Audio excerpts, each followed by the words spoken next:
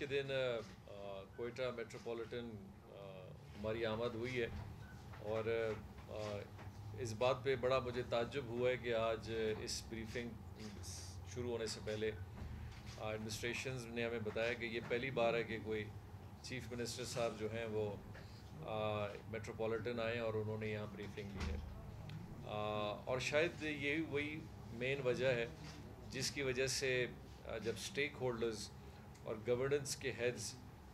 अपने इदारों में दिलचस्पी नहीं रखेंगे तो ये इदारे वक्त के साथ साथ आहिस्ता आहिस्ता बहुत कमज़ोर होते जाते हैं और बल्कि उनकी परफॉर्मेंस भी ख़त्म हो जाती है। हमने न सिर्फ ये सिस्टम आज मेट्रोपॉलिटन के साथ रखा है बल्कि हमारी गवर्नमेंट का हमेशा ये मौक़िफ़ रहा है कि इदारों को जब तक आप बेहतर नहीं करेंगे, इदारों में जब तक आप अपलिफ्ट नहीं लाएंगे, इदारों का स्ट्रक्चर, उनका फाइनेंशियल स्ट्रक्चर, उनकी सर्विस डिलीवरी, इन सब चीज़ों में जब तक आप काम नहीं करेंगे, लोगों के अवाम के मसाइल और इस सूबे के मसाइल इसी तरह जू के दूर रहेंगे बल्कि वक्त के साथ साथ और ख़राब होते जाएंगे। माजी में हमेशा एक सियासत रही है जिसको हम दुनिया में या पाकिस्तान की सियासत में कॉस्मेटिक की सियासत कहते हैं कि हल्का फुल्का काम कर जाए, थोड़ी सुर्खी पाउडर का काम सरकार कर ले और बाद में दूसरे देखें या दूसरे आके उसको सस्टेन करें। हम बिलीव रखते हैं कि हमने सिस्टम्स को बेहतर करना है। आज जब कोयटा मेट्रोपॉलिटन की पूरी ब्रीफिंग हमने ली तो बहुत चीज़ों को सुन के इस हवाले से ताज्जुब हुआ कि माजी की हुकूमतों ने इन चीज़ों पे कभी गौर क्यों नहीं किया। बड़ी सिंपल सी चीज़ है कि मेट्रोपॉलिटन का जो सर्विस स्ट्रक्चर है उसको इतने साल हो गए अभी तक किसी ने उस पर काम नहीं किया कि इनका अभी तक सर्विस जो रूल है उसके तहत इनकी प्रमोशंस और इनका जो तरीक़ेकार है उस पर अभी तक न कैबिनेट में कोई इशू गया है न ही असम्बली में गया है। तो इंशाल्लाह पहली दफ़ा हम इस पे काम कर रहे हैं और उसको हम इम्प्रूव करेंगे। सेकेंडली मेट्रोपॉलिटन जो कोयटा है इसका जो ज़्यादातर रेवेन्यू का दारोमदार है वो सरकार की तरफ है। मैं आपको एक छोटी सी मिसाल दूंगा। जब हम जिक्र कर रहे थे कोयटा के अंदर अरबों रुपए की प्रॉपर्टीज़ हैं बल्कि खरबों रुपए की प्रॉपर्टीज़ हैं जो एग्जिस्ट करती है। तो आप कह सकते हैं कि ये एक बहुत अमीर मेट्रोपॉलिटन है लेकिन इसकी सर्विस और इसका जो पूरा स्ट्रक्चर है और मेट्रोपॉलिटन है ख़ुद गरीब है।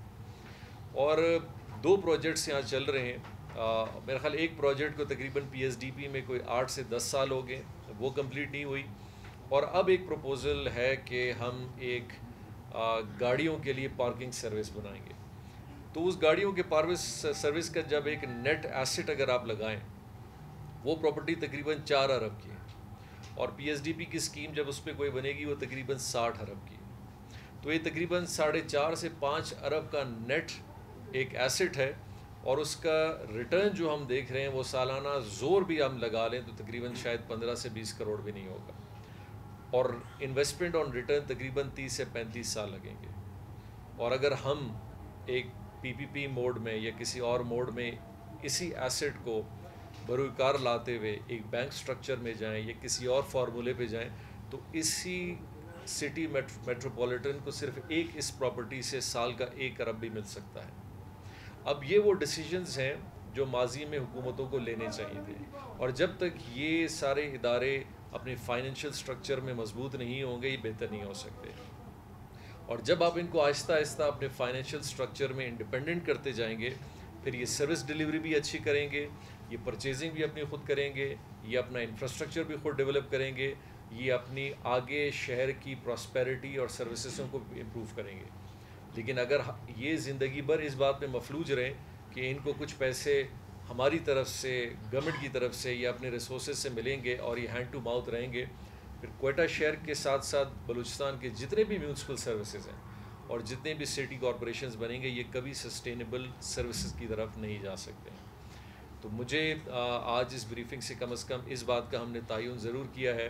कि 5-6 सेक्टर्स हैं जिनकी तरफ हमने तवज्जो देनी है कोयटा में। सबसे पहली चीज़ है कि सर्विस उस वक्त बेहतर होगी जब सिटी मेट्रोपॉलिटन कॉरपोरेशन जो है ये अपना रेवेन्यू स्ट्रक्चर बेहतर करेगी। सेकेंडली इनके लीगल इश्यूज़ बहुत ज़्यादा सीरियस हैं जिनको माजी में कभी गवर्नमेंट ने भी सीरियस नहीं लिया, उनको टेकअप करने की ज़रूरत है जिसमें इंक्रोचमेंट और बहुत सारी चीज़ें आती हैं। نمبر تھرڈ میں ان کا سروس اسٹرکچر بہت امپورٹنٹ ہے کہ جب تک ان کا سروس اسٹرکچر صحیح طریقے سے ایک پلان کے تحت نہیں بنے گا تو یہ جتنے بھی ملازمین ہیں یا یہاں آفیسرز ہیں یا باقی جتنے بھی آفیشلز ہیں ان کا کیڈر اور باقی سسٹمز میں بہتری نہیں آ سکتی. چوتھے نمبر پہ جس کا اور سالڈ ویسٹ کا ایشو ہے اس کو ایڈریس کرنا ہے کوئٹہ میں, اور اس کے لیے ایکسپریشن آف انٹرسٹ اور کچھ کمپنیز کے ساتھ اپروچ آلریڈی سٹارٹ ہو چکا ہے,